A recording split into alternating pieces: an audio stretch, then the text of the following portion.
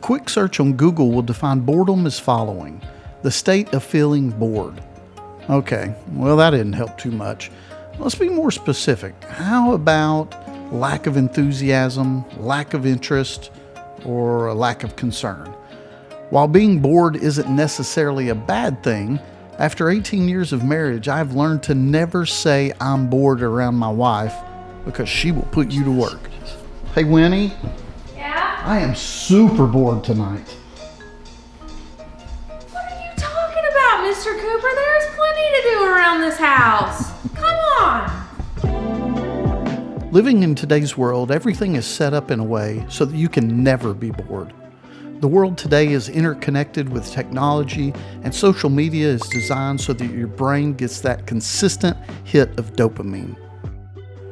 Boredom allows our minds to daydream, which allows our minds to wander, which allows us to create without any distractions.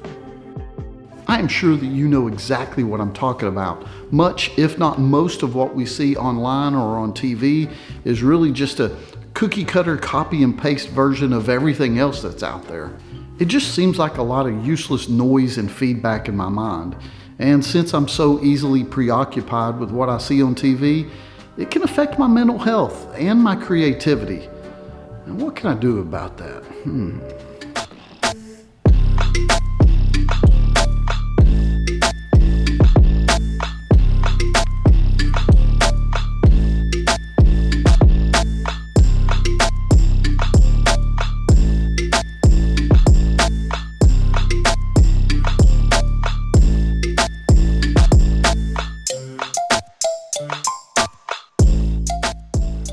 In much the same way that we plan and organize our days, it's a good thing to every now and again intentionally seek out a way to find the time to operate in silence and solitude, but even this requires planning and intent. From time to time, a ride on my motorcycle with the radio off is exactly what I need. Keeping the radio down but flipping the visor up is a way of filtering out all the noise and doesn't require me to fill the silence. Sometimes being alone with your thoughts can be a very uncomfortable thing. Riding gives you the space to think and the time for yourself when no one else is around.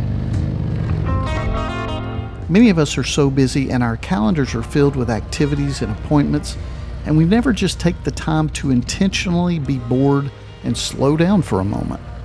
The busier we get, the more obsessed we are with productivity, and sometimes this can lead into a vicious cycle. When this happens, it's important to seek times and places when you can withdraw and purposely slow things down for a bit.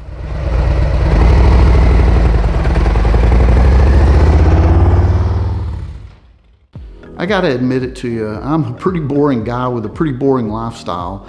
I don't like sports. Lame. I don't like crowds. Nerd. I rarely drink. I never smoke. Weirdo. I guess at this point, I just enjoy my little boring life with my wife. And you know what? I don't think there's anything wrong with that. Here's the thing. You don't need 180 horsepower for an exciting ride.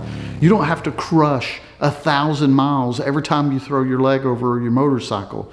You don't have to ride 100 miles per hour everywhere you go like you're on fire. You know, here's the thing. You don't have anything to prove to anyone, and neither do I.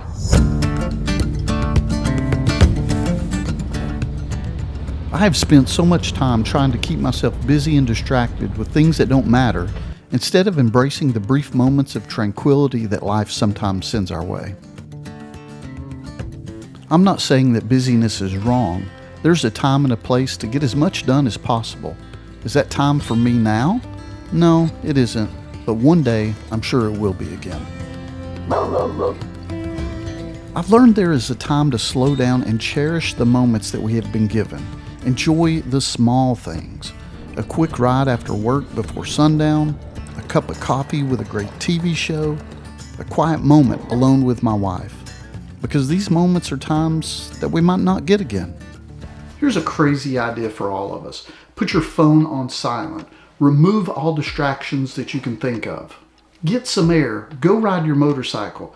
Put yourself in a place where there is none of this for a little while. Find yourself a lonely back road somewhere and just ride and be boring. It's okay to be boring. My name is Ty, and maybe check out this video next. I'll see you guys in the next one.